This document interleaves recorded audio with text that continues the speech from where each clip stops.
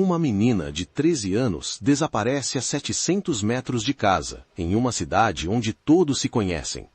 A caçada pelo assassino levará ao maior rastreamento de DNA da história europeia. Brembate di Sopra tem menos de 8.000 habitantes, fica na região da Lombardia, a 40 quilômetros de Milão. É uma cidade de famílias, não de crimes. Yara Gambirasio tem 13 anos. Pratica ginástica rítmica há anos no clube local.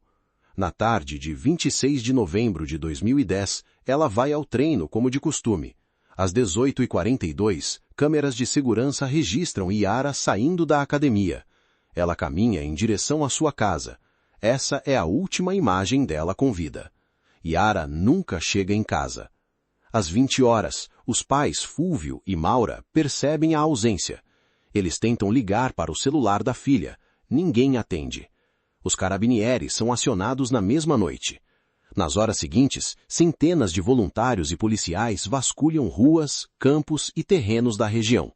As buscas duram 3 meses. Nenhuma pista concreta é encontrada. Nenhuma testemunha se apresenta. O celular de Yara nunca é localizado. Em 26 de fevereiro de 2011, o corpo de Yara é encontrado a menos de 3 quilômetros do centro esportivo. Ela estava ali desde o início. A questão que ninguém conseguia responder era: quem fez isso? E por que ninguém tinha visto nada? É 26 de fevereiro de 2011.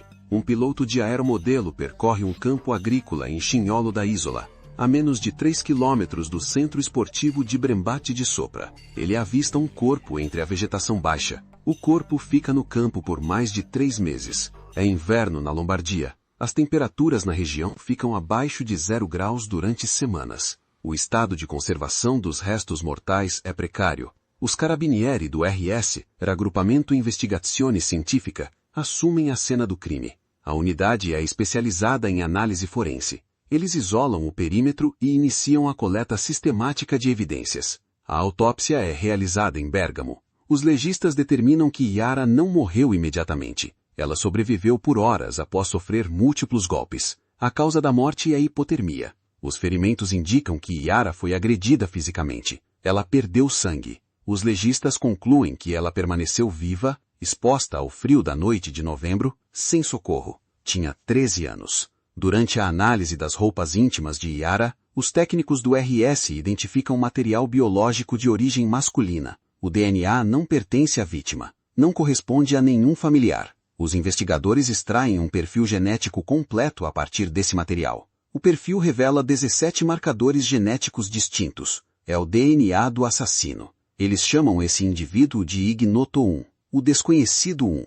A procuradora Letizia Ruggieri coordena a investigação criminal. Ela trabalha junto com o colonelo Giampiero Lago, do RIS. Os dois concordam. O perfil genético é a única pista concreta que possuem. A decisão é tomada: testar o DNA de todos os homens adultos da região. A operação começa em meados de 2011. Ela se tornará a maior coleta de DNA da história da Europa. Postos de coleta são instalados nas cidades de Brembate di Sopra, Mapello, Chignolo da Isola e outras comunidades vizinhas. Homens entre 16 e 70 anos são convocados para ceder amostras de saliva. A participação é voluntária. Ao longo de 18 meses, 22.000 homens são testados. Nenhum perfil coincide com o Ignoto 1.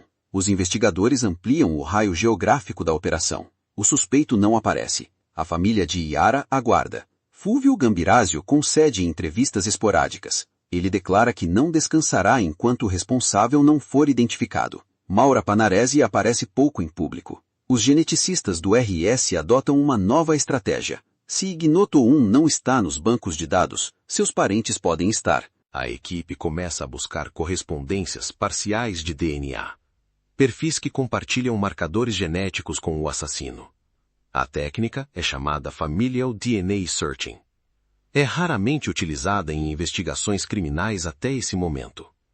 O banco de dados genético coletado durante a operação contém amostras de mais de 22.000 homens. Os investigadores começam a vasculhá-lo em busca de parentes do assassino. Os geneticistas do VIS redirecionam a análise para o DNA mitocondrial. Esse tipo de material genético é transmitido exclusivamente pela linha materna, de mãe para filho, geração após geração. O perfil mitocondrial de Ignoto 1 é comparado com os dados coletados nas campanhas de testagem. Uma correspondência parcial aparece. O sinal aponta para uma família específica da região de Bérgamo, os Arzuffi de Brembati. A procuradora Letícia Ruggeri solicita amostras de DNA de todos os membros masculinos da família Arzuffi, com acesso identificado na região. Nenhum deles é compatível com Ignoto 1. A investigação recua. Se nenhum homem identificado da família Arzuffi é o autor, a conclusão é direta. Ignoto 1 é filho de um homem que não consta nos registros da família. Um filho ilegítimo. Os investigadores concentram a atenção em Esther Arzuffi, mulher de 60 anos residente em Brembati. Ela é identificada como portadora do perfil mitocondrial correspondente ao de Ignoto 1. Esther Arzuffi é a mãe biológica do assassino. Esther Arzuffi é casada. Tem filhos reconhecidos. Os investigadores verificam cada um deles. Nenhum corresponde ao perfil genético de Ignoto 1. O pai biológico de Ignoto 1 não é o marido de Esther. Os investigadores reconstruem a vida de Esther nas décadas de 1960 e 1970.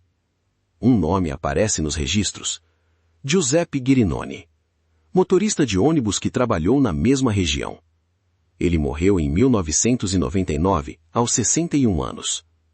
Ghirinoni não deixou filhos registrados com Esther. Mas os investigadores identificam um filho não reconhecido, nascido no início dos anos 1970, dado à adoção ou registrado de outra forma. A hipótese é que Ignoto 1 é esse filho. Para confirmar a paternidade de Ghirinoni, os investigadores precisam de seu material genético. O problema? Ele está morto há 14 anos. A procuradora Ruggeri solicita autorização judicial para a exumação do corpo. A exumação ocorre em segredo, em um cemitério do interior de Bérgamo. Técnicos do RIS extraem amostras ósseas e dentárias. A operação dura menos de 2 horas. A análise laboratorial confirma. Giuseppe Ghirinoni é o pai biológico de Ignoto 1. O caso extraconjugal entre Ghirinoni e Esther Arzuffi havia durado anos. Esther o manteve em segredo por mais de 4 décadas. Os investigadores reconstruem o nascimento do filho ilegítimo de Ghirinoni e Esther. A criança foi registrada com outro sobrenome.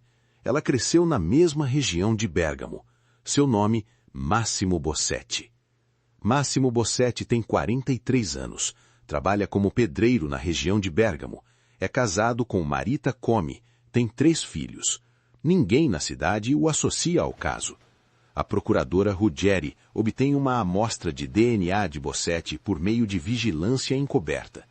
Em junho de 2014, o resultado chega ao laboratório. O perfil genético é idêntico ao de Ignoto 1. 16 de junho de 2014. Massimo Bossetti está em um canteiro de obras em Carvico, na província de Bérgamo, quando os carabinieri se aproximam. Ele é preso sem resistência. Tem 44 anos. Nas primeiras horas após a prisão, Bossetti faz uma declaração formal. Diz que nunca conheceu Yara Gambirasio. Nega qualquer envolvimento no crime. Sua esposa, Marita Comi, é informada pela imprensa antes de receber notícia oficial. A notícia da prisão se espalha por toda a Itália em questão de horas. Jornais publicam o nome e a foto de Bossetti em manchetes nacionais. Em Brembati de Sopra, moradores reagem com incredulidade. Ninguém o conhecia como suspeito. O julgamento de Bossetti começa em 2015, no Tribunal de Bérgamo. A procuradora Letícia Ruggeri apresenta o perfil genético de Ignoto 1 como prova central. Não existem testemunhas oculares. Não existe confissão. O DNA é toda a acusação. A defesa de Bossetti concentra seus argumentos na cadeia de custódia das amostras biológicas. Os advogados alegam que as amostras foram coletadas, armazenadas e analisadas sem protocolo rigoroso. Sustentam que a contaminação é tecnicamente possível. O colonelo Giampiero Lago, do RIS, testemunha sobre os procedimentos laboratoriais. Detalha cada etapa da análise genética. Os juízes ouvem mais de 60 horas de depoimentos técnicos ao longo do processo. Em 1º de julho de 2016, o Tribunal de Bérgamo condena Massimo Bossetti à prisão perpétua. O veredito é unânime. Bossetti ouve a sentença sem demonstrar reação visível. Sua esposa, Marita Come, chora na galeria. A defesa recorre. A Corte de Apelação de Brescia confirma a condenação em 2017. Em 2019, o Tribunal de Cassação, a mais alta instância judicial italiana, mantém a prisão perpétua. Todos os recursos são esgotados. Fulvio e Maura Gambirasio acompanham cada decisão judicial ao longo de 4 anos. Após o último recurso ser negado, Fulvio declara à imprensa: Yara finalmente pode descansar em paz. Bossetti, preso em Brescia, continua afirmando sua inocência. O caso Yara revolucionou a investigação forense na Europa, mas uma pergunta permanece. Como um homem aparentemente comum, pai de 3 filhos, pode ter cometido um crime tão brutal e continuar negando até hoje? O DNA não mente, mas será que conta toda a história? Se você chegou até aqui, deixe o seu like e escreva nos comentários o que você acha. O DNA foi suficiente para condenar? Inscreva-se no canal para não perder os próximos casos. Toda semana, um novo crime.